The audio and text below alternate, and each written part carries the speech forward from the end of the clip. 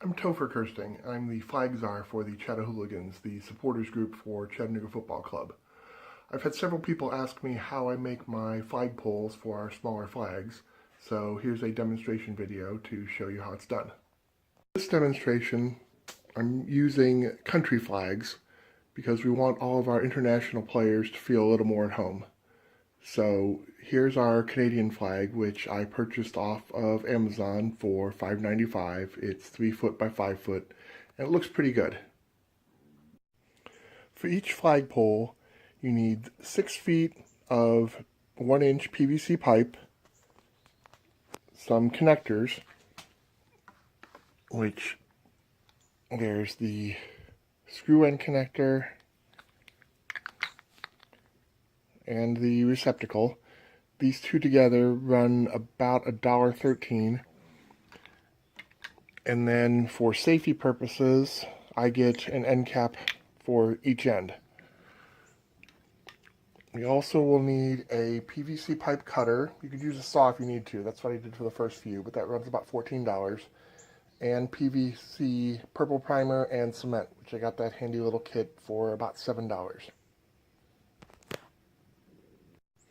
I bought the PVC pipe in 10-foot lengths.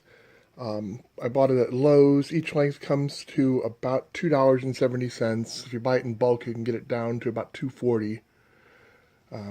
It's pretty solid, pretty sturdy pipe. I did, because I bought it in 10-foot lengths, but I have a smaller car, I did end up cutting it down into 4-foot and 2-foot lengths in the parking lot. So it was one way to get that done ahead of time.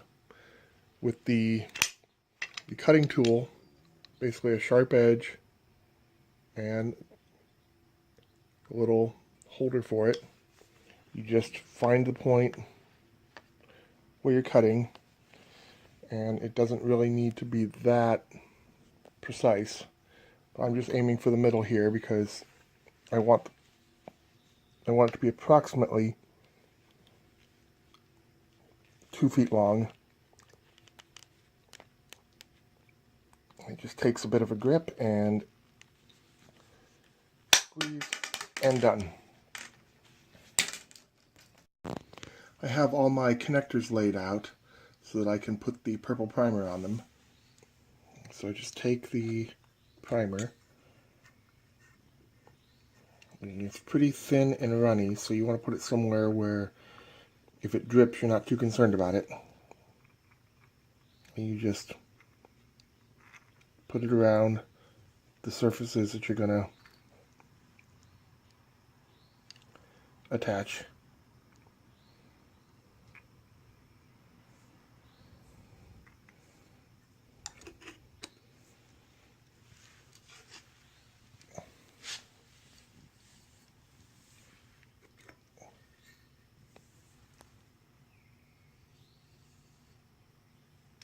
Just like that.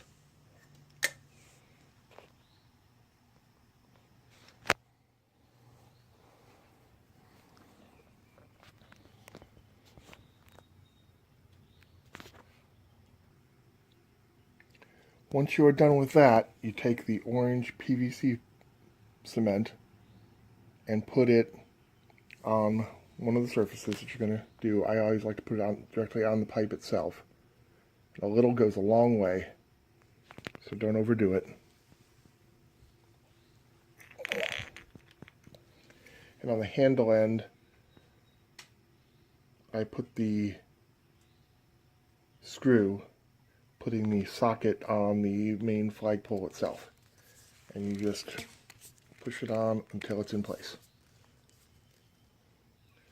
You do the same with the end caps and the socket on the main part of the pole. So once you get that done, you'll have your ends, one length approximately 2 feet long and one length approximately 4 feet long. The reason I picked the 4-foot length is because it will, at that length, I can break down the pole and have it fit in my large duffel bag, which for taking it on a road trip, and sometimes you don't always have an SUV to carry it in, so that will usually fit in most car trunks. will also fit in the duffel bag as far as checked baggage if you have a air trip to somewhere else. The next step is to drill the top hole, which I do about 1 inch in from the end cap. Once I have that, I use zip ties, or I should say a zip tie, to attach the flag to the top. So I've got my Canadian flag here.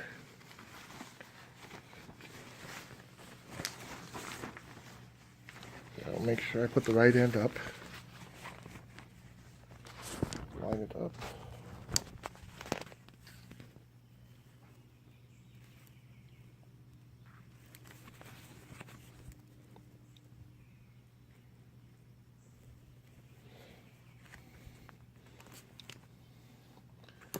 Run it through. And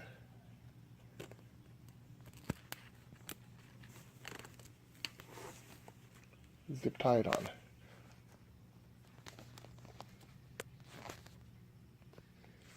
One part that is very important that I've learned with flags is the ends of the zip ties can be razor blades when somebody starts waving the flag around a little too enthusiastically. So always cut off the end. So once I do that, I stretch out the flag to its full length and use the flag itself and the grommets to decide where to put the next hole, because flag makers are not always consistent in the distance between the grommets, so you're best to just eyeball it. So I know here that the next hole goes between the 0 and the S. So I will go ahead and drill that. Finally, the last step is to just screw the handle and main pole together. You do want to make sure that you don't screw it together too tightly, because unlike most PVC fittings, you do not want a permanent fit. You want it to be you want it to hold so when somebody's waving it doesn't come apart, but you don't want it to be so tight that you can't get it apart. I've packed a couple of pipe wrenches and WD-40 in my kit in case somebody gets too overzealous. But you probably do want to leave it about 3/8 of an inch apart when you finally screw it in. But as you see, got my new Canadian flag on my flagpole, ready to go for our next match and supporting our Canadian goalkeeper. Thanks for watching.